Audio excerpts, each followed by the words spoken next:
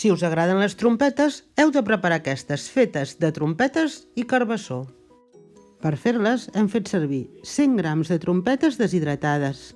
Si són fresques en necessitarem 300 grams.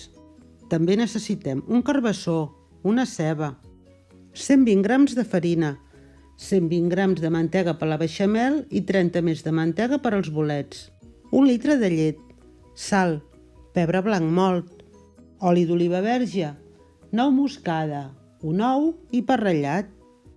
Si fem servir trompetes deshidratades, retirem una mica la part més seca del peu i les deixem en remull unes hores amb aigua mineral o filtrada. Les escorrem i guardem l'aigua de remull. Les eixuguem, les tallem petites o les piquem amb la picadora i les reservem.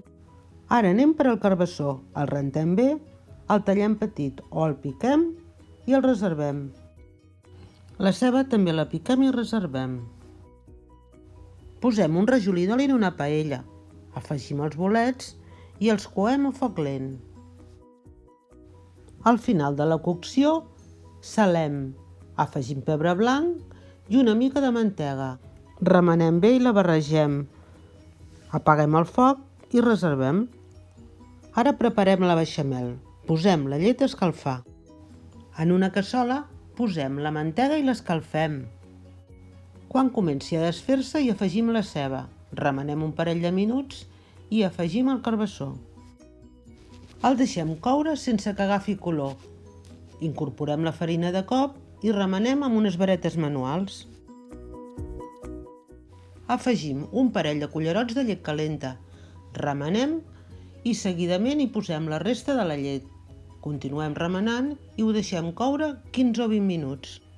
Queda una beixamel força espessa i afegim una mica de l'aigua de remull dels bolets.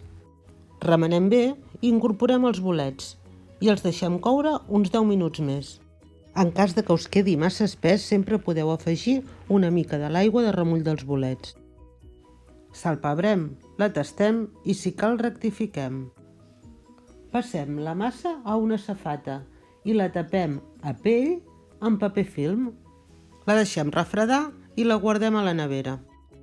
I ara ja només ens cal preparar les croquetes. Necessitem un bol amb ou batut i un altre amb pa ratllat.